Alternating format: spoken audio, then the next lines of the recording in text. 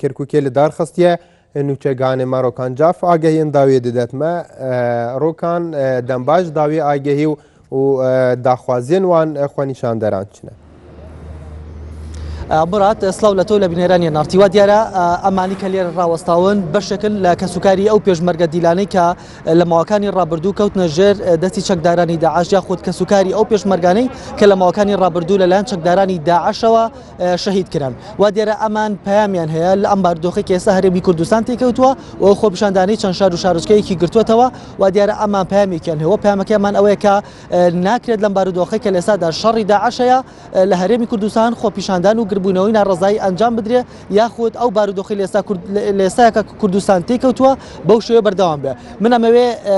پەیامی ئەوان خۆیان بیگەن و خۆیان قسە لەسەرم خۆپیشاندنەوە ئەم گربوونەوە بکەن کە خۆیان ئەنجامیان داوە کاک تارق سڵاو لەبێ هۆکاری گربوونەوەتان لێرە چیوە ئەو پەیامێکە هەتانە چییە؟ بەخێر هاتنی کەناڵەکەتانەکەم زۆر پێ خۆشحاڵم کە ئێوە هاتوونە ئێمە پەیامێکمان هەیە بۆ خەڵکی شاری بۆ خەڵکی هەرێمی کوردستان بۆ ئەو کەسێک کە ناڕەزایی دەرەبڕێ یعنی ئێمەش کە حەقی خۆیانە داوای چی بکەن بەڵام نۆکم بە شتێکی ناشرینانە بێنە سەر جادا داواکارم وەکو باوکێکی پێشمەرگەیەکی دیل وەکو باوکی پێشمەرگێکی کە کوڕەکەمان دیار نییە ئێمە شەڕی داعشمان لە پێشە ڕجاءن ئەم شتە ڕاگرن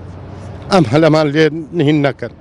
تکایە لە کەس و کاری ئەو گەنجانەی کەوا لە دێنە سەر جادا چیان هەیە بێنە سەر مێزی گفتوگۆ با مەسیری مناڵ ئێمەش دیار بێ هەتای سەدیانی ئێمە نامانوێ مەسیرمان بزر بێ تکایە لەو گەنجانە با خۆیان ڕاگرگن داواکارم لیان لە هەموو لایەنە سیاسیەکان باس لە جێگای خۆیان قسە دانیشتونە هیچ چقینێ ناکەن هەڵوێستیان هەبێ تێگەی من کوڕەکەم تاقانەیە داواکارم لەو گەنجانە با دگان بە خۆیان نەبگرن حەقی خۆیانە داوای چی بکەن بەڵام سەیری ئێمە بکەن 8 مانگ و 19 ڕۆژە ژیانمان ژیان نییە جرەک سوتانن زۆر زەحمەتە کەواتە داواکاری ئێوە وەکو کەسوکاری پێشبەرگە دیلەکان چییە و پەیامەکەتان بۆ چ لایەنەکەمانەوەی ئاڵێن ڕایگرن بچنە سەر مێزی گفتوگۆ با ئەم هەلە بۆ کورد هاتووە با لە دەستمان نەڕوە داواکارم مرات من ئەمێ بچمە لای بەشێک لەو کەسوکاری پێشمەرگە دیلانەی ترکە لێرە ئامادەن وا دیارە ئەمە پەیامی ئەوانە لەم بارودۆخەی کە لە ئێستادا شەڕی داعش هەیە ئەمان ئەیانەوێت ئەو بارودۆخی هەرێمی کوردستانی تێکەوتووە بەردەوام نەبێ بەم شێوە بەڵکو لەسەر مێزی گفتوگۆ کێشەکان چارەسەر بکرێن سڵاو لە بێگە جەناب ببیتە ئێرە پەیامی جەنابتان چییە و لەم گربوونەوەی ئاتانەوێت چی بڵن؟ والله برا جوانەکەم پەیامی ئێمە ئەوەیە عنی حەزەکەین دڵنیابین وەکو ئێمە باوشی شەید و دیلەکان لێرانە گشتمان لێرە کۆبووینەتەوە داواکەین لە سەرۆکایەتی کورد لە هەموو ئەو برا بەڕێزانی کەوا لە ناو شاری ڕانێ و قەڵازێ و یعنی هەموو منطقانی شارە زوریش ئێمە حەزەکەین تێگەیشتی سەر جادا خۆپێشاندان و مەقەڕ بەرهاویشتن و مەقەڕ سوتانن و ئەم شتانە نەبێ کوڕی فەقیر هۆژار بانەستێ با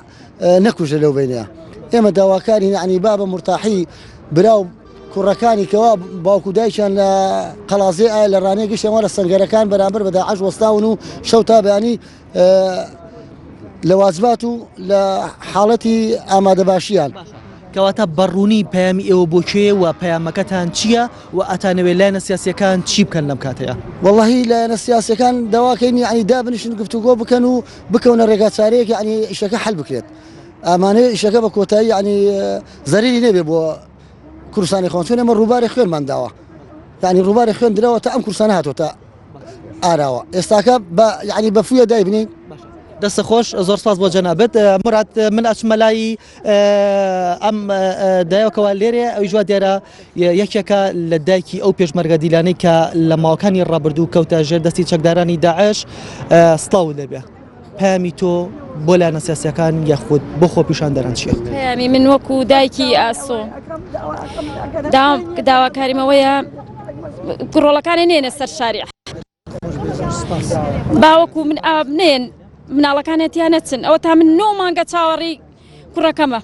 هەر دەقە مردنیەکە هەر سعات مردنیەکە داواکارم لیانە مناڵە نێتە سەر شاریع و با مناڵێنتیان نەچێ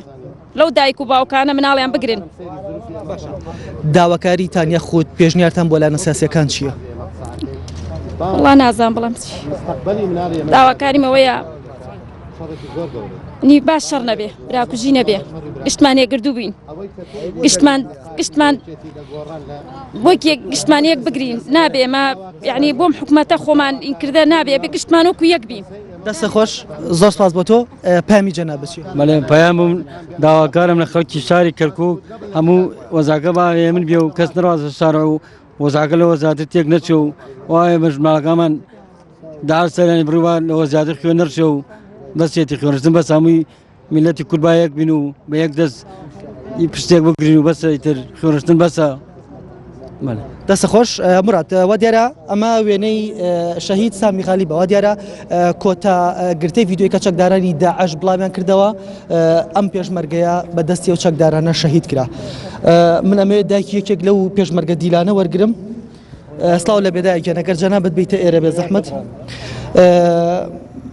کوڕەکەی تۆ لەلایەن چەکدارانی داعشەوە شەهید کرا. ئێستا بۆچی لێرەی پەیامت چییە؟ والله داوا ئەەکەم لە هەرێم کوردستان لە کاک مەسعود سەر نەبڕای کوڕەکەم با جەنازەکەی بۆم بێرێتەوە با خەبەرێکم بۆ بێتەوە لە ئێوارەی نەورۆزە تا ئێستا من چاوەڕێی کوڕمە نە جەنازە هەیە نەخۆ هەیە نە هیچی هەیە بێ کەسی داوا لەواکەم بەس داوا لەواکەم لە هەرێم ئەتە چی بکەم نازانم بڵێم. دەست خۆش دایگەن دەست خۆش سپاس بۆ تۆ مراد نەگەڕێمە بۆ سۆدیۆ وڵات وا دیارە بەشێکی زۆر لەم کەسوکاران پێشمەرگە دیلانە داواکاریان ئەوە بووکە ئەم بارودۆخێستا هەرێمی کوردستانی گردووەتەوە ڕابوەستێ بەڵکو لە نەسیاسەکان لەسەر مێزی گفتوگۆ ڕۆکان ئەوانەی داواکاری کۆبوونەتەوە ڕۆکان کوڕ و کەسوکارەکانیان شەهید کراون یان هەیە لەوێ کە بهێشتا کەسوکارەکانیان لە دەست چەکداری داعش بن. مراد وا دیارە بەشێک لەمان تا ئێستا کە ئەوترێ ژماریان زیاتر لە 11 پێشمەرگەیە تا ئێستا وەکو دی لەژێر دەستی چەکدارانی داعش ماونەتەوە بەڵام بەشێکی تریان نەخێر کاتێکە داعش لە ماوەکانی ڕابردوو دوو گرتەی ڤیدیۆی بڵاو کردەوە لەو گرتە ڤیدیۆیانە دەرکەوت کە بەشێک لەو پێشمەرگانە شەهید کراون. ئەمانی کە ئێستا لێرن کە سوکاری ئەو پێشمەرگانە بەشێکیان کوڕەکانیان ماوە و بەشێکیشیان کوڕەکانیان شەهید کراوە. بەڵێ ڕۆکان جام چەگانێمە سپاس ژوە تەبلی بووناتە لە کەرکووی باوێکی زیندی بمەڕابووی.